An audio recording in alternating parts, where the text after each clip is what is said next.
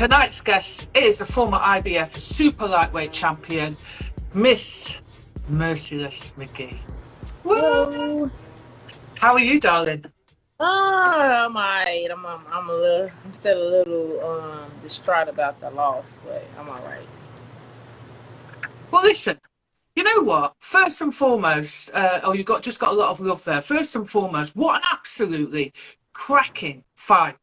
What an absolute cracking fight. I tell you what was nice about it. So it wasn't supposed to be the undercard. Then it was the undercard. People were saying that we're going to watch, or specifically watch, the headliner that was prior to that, which was Dillian White and the thank you, Dillian White. And the funny thing is, they sacked it off. They stayed, and I'm hearing a lot of people were absolutely surprised. You must be happy by that. Well, I'm happy about us. We became the main event, and we actually put on a good show. So, I mean, that's exciting in itself. So, I mean, because they weren't expecting the show to be the way it was. So, yeah, fantastic fight. Was it 30th of October now? Yes, it was. 30th of October. For those that don't know, basically, you were part of Fight 1 against Chantelle Cameron in the Road to Undisputed. What an absolute cracking fight. Yeah, it was a great fight. Come on. I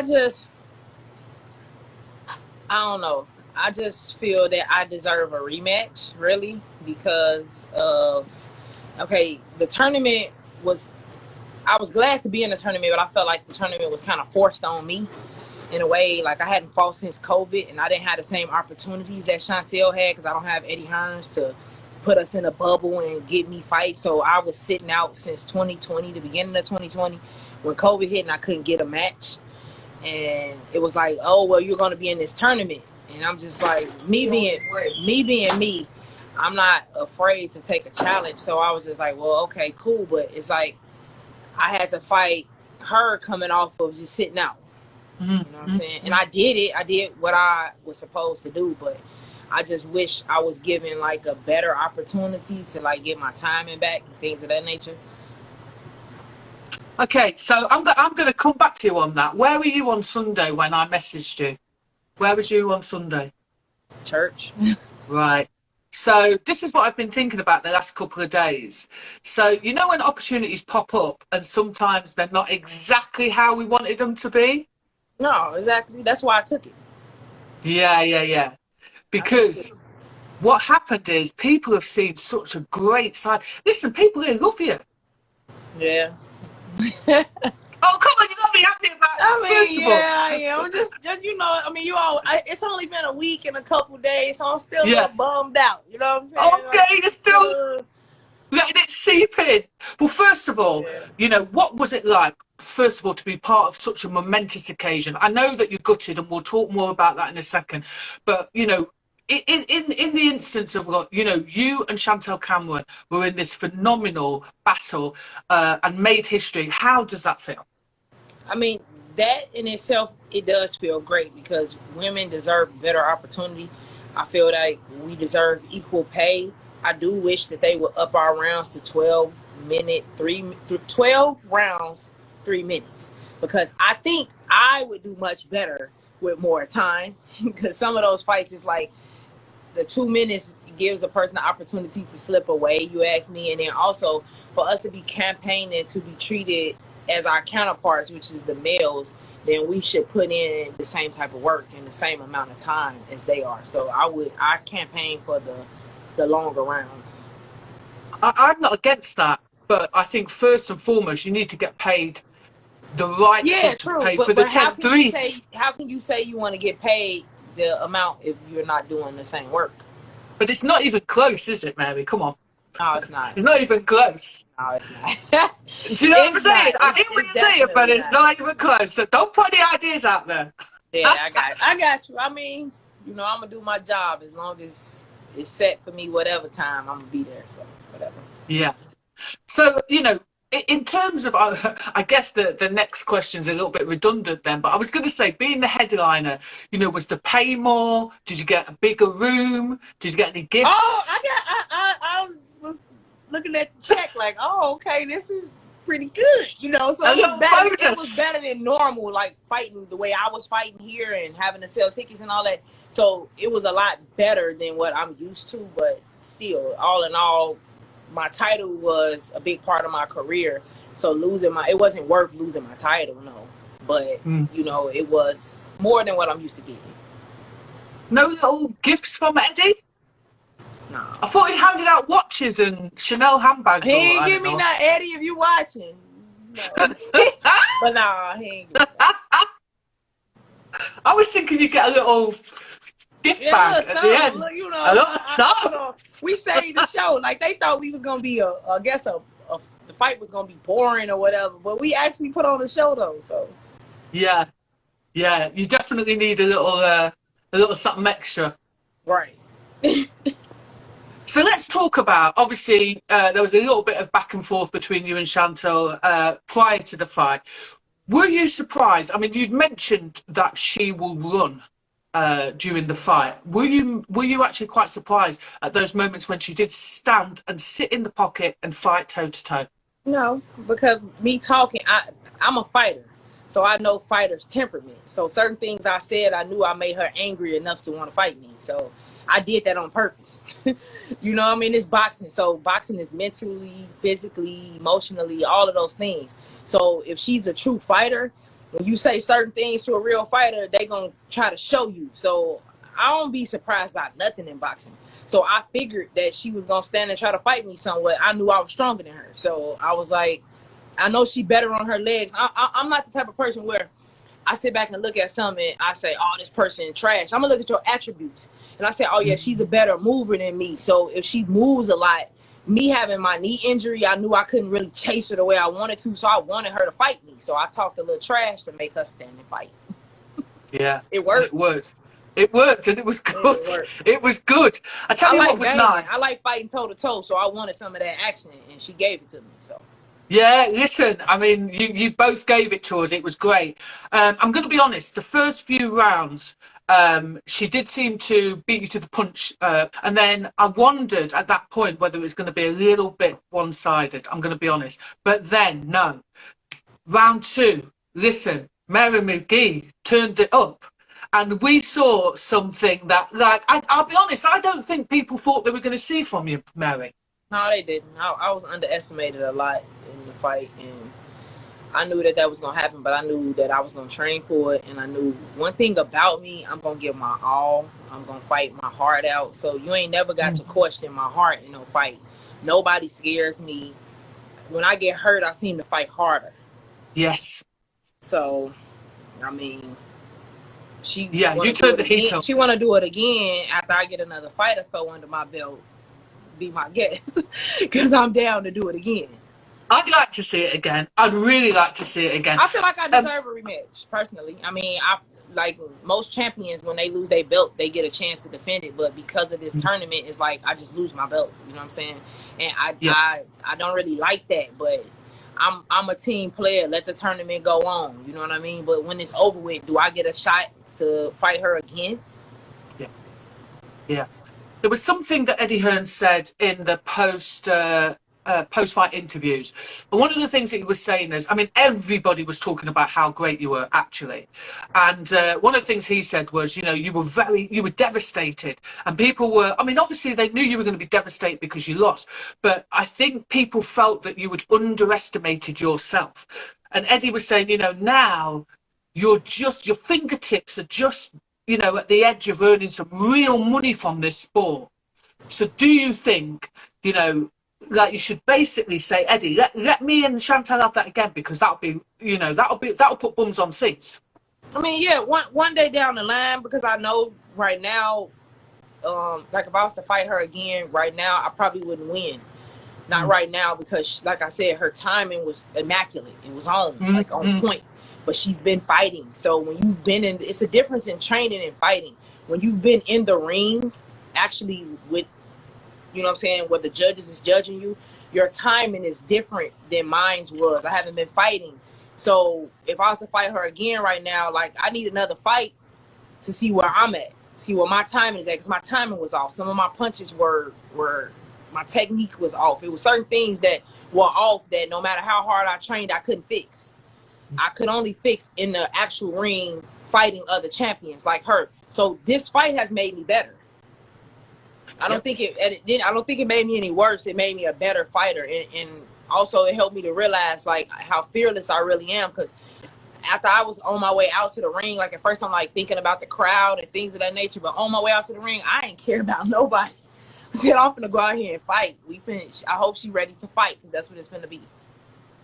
I'm going to be honest, when you walked into the ring or as you did the walk-up, your confidence, there was, you know, some people fake confidence. I was like, this girl is not playing. Both of you, in fact, came in with that, which was, you know, tremendous to see. The next thing, you did fight well in terms of from the second round, you started to close down the gap. Yes, okay, at first it was difficult to kind of find your range, but you then started to like put the pressure on and actually let your counter shots off. And one of the things that one of the commentators mentioned was just, and I agree, just, you know, there's sometimes you just need to give yourself a little bit of space. Yeah. Do you know what I'm saying? Right. Yeah. I mean, like I said, that all comes from being in the ring.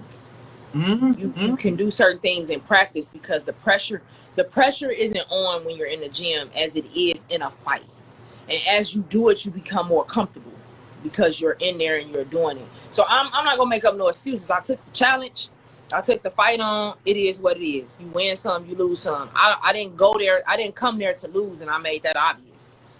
But, you know, I had to learn that lesson in this fight that, you know, you have to stay consistent in as far as getting fights. But the situation that we all was just in the pandemic, nobody really could. It's probably not the only one who had that issue. So I felt like I had to do what I had to do to get myself back out there. And as you said prior, opportunities don't come like this. And that was an opportunity that I felt was a great opportunity for me. I felt I can beat her, and I took the fight. Yeah.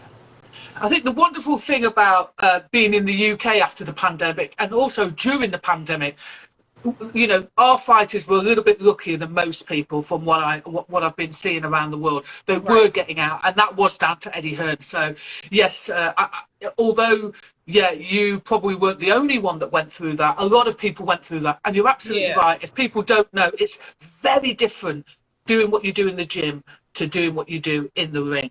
Right.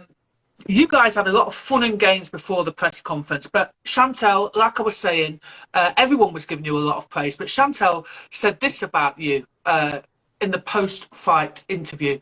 She's tough. I respect her so much.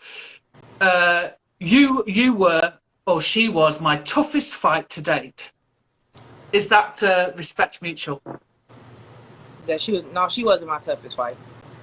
Okay. I fought Holly Holmes, and Holly Holmes really, that's the fight that kind of changed me as a fighter and made me work harder. Holly Holmes really beat me. I didn't win a round with Holly Holmes. It wasn't like her. I went toe to toe with her, but she always edged me no matter what.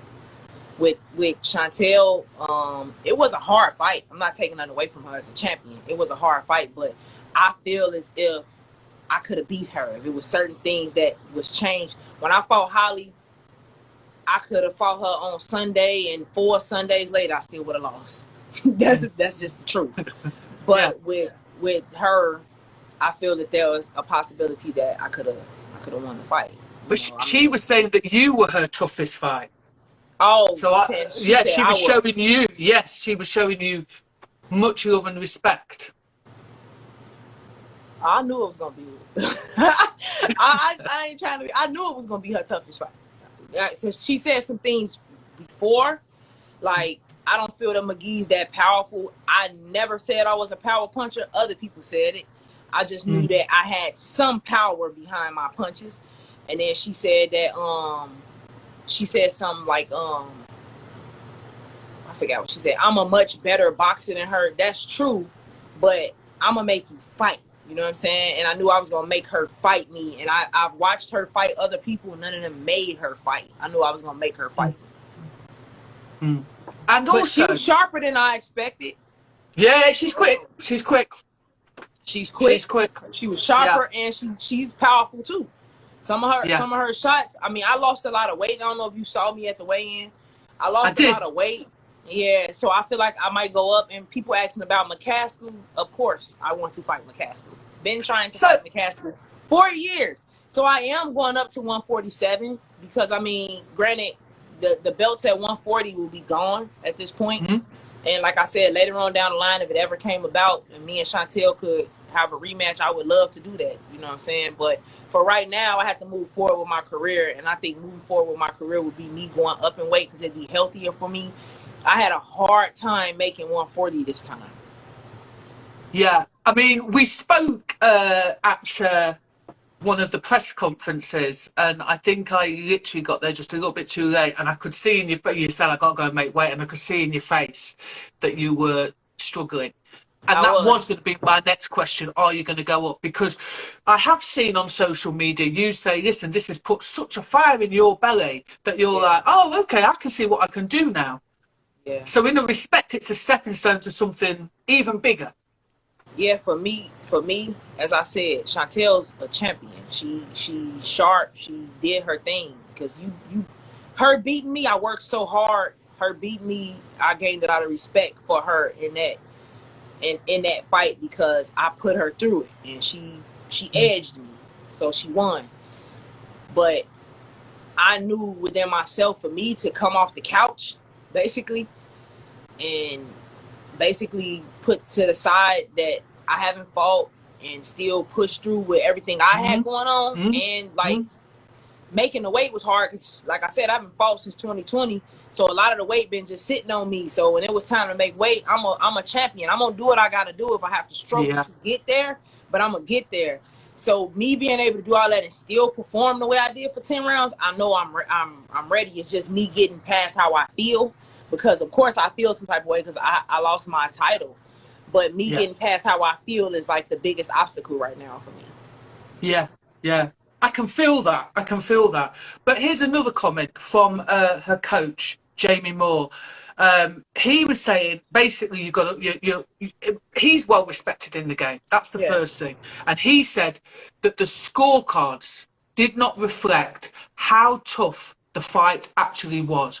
Mary Mcgee was unbelievable, and that's from Jamie Moore, Chantelle's coach. Yeah, he came up to me after the fight and he said that I was tough and it was a really tough fight. She outboxed me. You know, I always say you learn little from winning, but a lot from defeat. And I learned so much about myself, my feet, like my timing, like my punches are wide. It's so many things that I've learned from that fight with her that I respect that, and I'm appreciative of that in itself. I'm still gonna say how I feel. Like, yes, I do feel as if in a rematch I could win the rematch because I'm going to go back and fix what I see wrong with myself. But I respect her, and I respect her game. I respect her skills. Like, when you watch somebody on TV, from getting in the ring with them is a whole nother thing. Yeah. I'm trying to. Because I'm sure that's how people felt about me. They will watch my old fights and say, "Oh, well, you can beat Mary Mcgee because she does this, or she's sloppy or throws her punches like this." But I don't consider myself sloppy. I'm awkward. I fight a little awkwardly or different than other female fighters. But just from watching me, didn't tell how I was going to fight Chantelle. I think the thing is, number one, it's everyone's going to go and look at your fights because they're going to try and gain something from that. But equally, then you're going to change your game plan up for the fighter in front of you. So, you know, anyone like Jamie would know that. And in actual fact, he said he put her in with some very tough sparring. I can't remember who he said it was, but he put her in with some tough sparring with someone that could rough her up a little bit. And he actually said in the press conference after, I'm glad I did that. So there was a lot of respect coming your way, to be fair. Yes. Do you know what I mean? So, you know, we're boxing people at the end of the day. Because I heard him in one of the rounds when I went back and watched the fight, and I could hear him encouraging her in the corner and said, we knew she was going to be tough. We knew she was going to keep coming. So that let me know, because I pay attention to everything when I'm watching myself when I've been defeated. And I said, that let me know then that it was a point in the fight where it was getting hard for her. And he had to let her know, you knew what this fight was going to be. So that let me know that they knew that I was going to be a tough opponent. and you're prepared for it. So it's like he had to bring her back to reality at certain points, which my corner had to do the same. That just shows how tough the fight was and how great of a matchup it was for women boxing.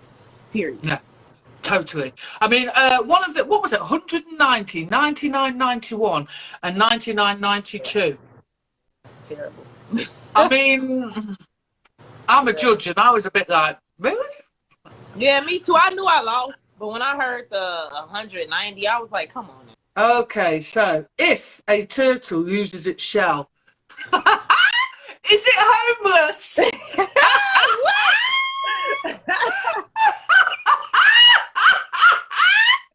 Oh my God. What If a turtle loses its home, is it homeless?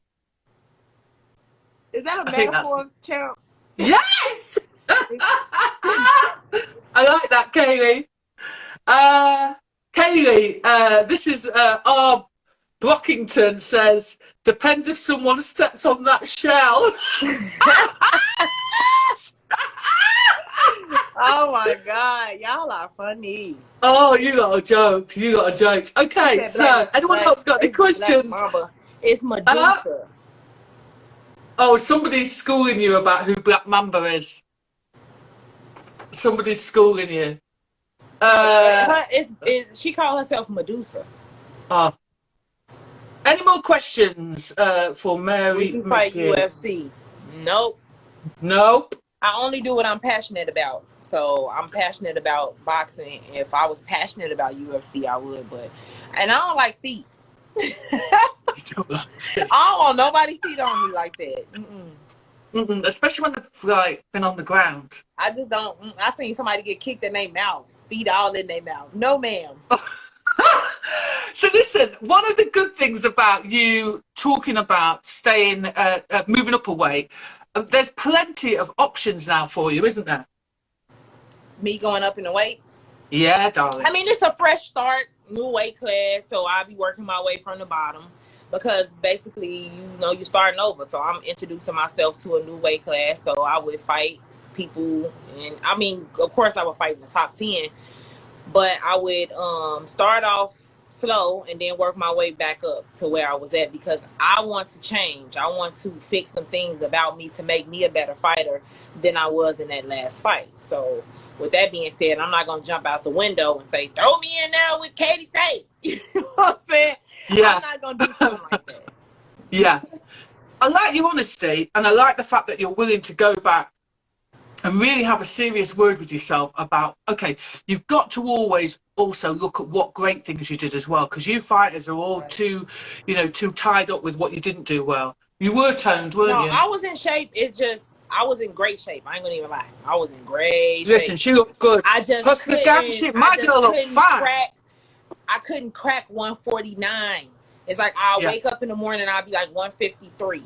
Then when I wake up, I would be like 149 or something like that. And then it's like for me, I'm like, damn, like every day I'm trying to get past this, and I couldn't, no matter what I did at that time. But like I said, it had a lot to do with my knee because I'm used to running a lot. And when I run, like if I run like 6 days a week, my weight would come off. I couldn't run as much because of the knee injury. I could run, but not like I usually do. Yeah. So it was like I had to try to do other stuff like get in the pool, get on the bike, but that wasn't working for me. I had to. I'm like, hey, I'm gonna have to figure out something else. And I'm a thick girl, so when me losing weight, I have to eat right and I have to be able to do my cardio. So when I wasn't able to run every day like I'm used to doing, it was kind of like taxing on my mind mentally. And when you're stressing, you ain't gonna lose no weight. So. It's true. I tell you what it felt a little bit like at some points. It felt like you were going to run out of gas. And then there was like a second gear, a third gear, a fourth gear. It was I'm not done. I was ready to fight. I'm not done. Here's another one. You're underrated, Mary. I think the fight with Chantelle was one of the best female fights I have seen. I will happily pay £30 to watch the headline again in the UK or USA. Oh, thank you. Has Eddie got more work for you? You're marketable. That's a good one. It's true though. Oh, thank you. I think he will because of the show that was put on. I mean, like I said, women boxing is a pond and not a sea. It's a sea of male fighters. To every one man, it's probably 1,000 to 1,500 guys in his weight class. In female boxing, it could be under 100 to 1. And out of that 100, it's only so many that are really good that will really put on a great fight. And I'm in the meat of what's good female fighting. So I do know that there will be other opportunities for me. But I want to be prepared for those opportunities. I want to be in the right type of shape. And like I said, I want to go back. I'm home, but I want to work on my technique and my skills so I can bring something better than just heart and hard fights. I want to win. So with wanting to win, I'm going to work on myself and my skills so I can be better. You're no journeywoman. That's for no, sure. I ain't trying to be the, if you could beat Mary Mcgee. No, I don't want to be No. that. I don't want to be that. Yeah. Here's a thought. What if, and I'm going to take 10% if it comes off, that's all I'm saying. What if, so we know it's the 19th of November, we've got Reese Kamara fighting, fight 2 of the Road to Undisputed. What if whoever doesn't make it through as the winner, doesn't make it through that competition, right? The loser. I'm trying to think of a very polite way to put loser. But what if the loser of that fight gets to fight you just on any card in the UK, underneath, I don't know, someone like let's say AJ or something like that. What about that? Well, yeah, we gonna get it in then. We try. So I'm just saying, I'm putting it out there. But I want the 10%. But that's still for me and for them a step up fight because they lost as well in the same tournament. So that's what I mean. Those type of fights are great fights for me to take. Like I said, me fighting Chantelle again right now is not an option. It's not. I'm not going to put myself back in that position right away. I need another fight or two before, and I have to tune up some things before I will step back into the ring with a champion like her. Because, like I said, she outboxed me, she outskilled me at that time at the last fight. But the person that's fighting in the next fight, or whoever doesn't win that fight, and they decided like, oh, we could put together a great fight for this person, that person. It's all about making history. It's all about making money. It's all about it's our job. So yeah. Well, listen, Chantelle is obviously, she's got a fight. I think it will be the first part of the next winner year. Of the tournament. Yeah, so she's going to be out of the mix. I plan on joining the camp of the winner on the 20th. Okay. I plan on joining the camp to help, with sparring, training, or whatever for the fight for Chantelle. Nice. Well, the thing is, you'll learn a lot as well. Yeah, I'm gonna learn. You'll something learn a lot as well, and I can also help them moving forward. Like, I didn't win the fight, but I gave her the hardest fight that she had. So, with that being said, who better to? And then these are my 2 teammates. Yes. So, yeah. With that being said, I want to see them succeed. I didn't, but I'm here for them. I want to see them grow, and if one of them can do it, I'm gonna be right there cheering. Like, let's go. Mary Mcgee versus Chantelle was well worth it. I actually think I got more bang for my buck in that fight compared to some of the male fights. Oh, see? What? That's Sammy Ali. Nice. We did our thing. You did your thing. And listen, let me tell you, I know it doesn't feel like it now at the moment, but you have got now a massive following here. There was lots of really nice comments over social media. I think it was the IFL TV thing, and there was lots of oh, she pretty. Oh, she fine. Ooh, she fine. All those, you know what I'm saying? You ain't gotta lose your little lady likeness to the fighter. You know what I'm saying? She fine. All that kind of thing. So, joking aside, I think it's great that I think that if you can fight the loser out of fight 2, let's make that happen, and then go up a weight. I don't know, but we'll see. It's an idea. I mean, I'm light now. I gained some of my weight back, but I mean, in the same token, like I said, I'm going to see now that my metabolism is back moving the way that it was, and I've had a fight. Hopefully, I can get another fight within the next 4 or 5 months. And then that way, because I went back to the gym yesterday. It was my first day back in a week. And I felt pretty good. And I'm going to try to keep maintain my weight. I can't maintain 140.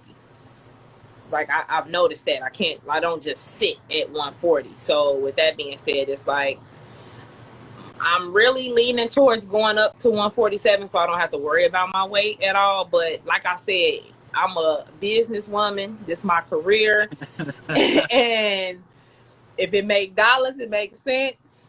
And you know, Eddie can talk a hole in you. You gonna make it work though. Yeah, I'll make it. You're gonna make it work. Good, good. Well, listen, thank you very much for giving us your time. I'm now about to speak to your teammate in a minute. Talk to the champ. So, yeah. So, listen, keep in touch. And hopefully we'll see you back in the UK soon. Yes, I can't wait. I love the UK. And you guys are like the best boxing fans I have ever met in my life. Even though I was on an opposing team, the way I was treated, how kind you guys are. Even Chantelle team. Like I'm going to say this part of the story. Me and Chantelle was in the sauna room together the day before the fight, and we was having the whole conversation, me, her, and her team. Nice. Yeah, so everybody is Because nice. at the end of it, we're all boxing people together, Yeah, aren't we we? all, I mean, and we was doing a job. Like, granted, yeah, I want to beat you, you want to beat me, but we doing a job. I don't hate the girl. I'm glad I met her, and I'm glad I learned what I learned from her. So, you know, it's all good. do you know what's funny? If you were, if you were a bit of a it'd be easier to watch someone like you lose. But, you know, everyone here has really taken you into their heart. They really have. And so that was like, when push comes to shove, we're boxing people. Right. I'm not talking about the casual fan. We're boxing people. And so even when someone, you know, on the opposing team loses, but you like them, it's hard to see. It really is hard to see. Yeah. Do you know what I'm saying? It's hard. I know it's heartbreaking, but this the sport, and I'm just glad and proud to be respected. That means more than anything. Like, you're gonna win, you're gonna lose sometime, and it wasn't my night. It was Chantelle's night, and Yes. Congratulations to her. Like, she did her thing. She beat me, regardless of any excuses or anything beforehand. She won the fight. And that's just that. Yeah.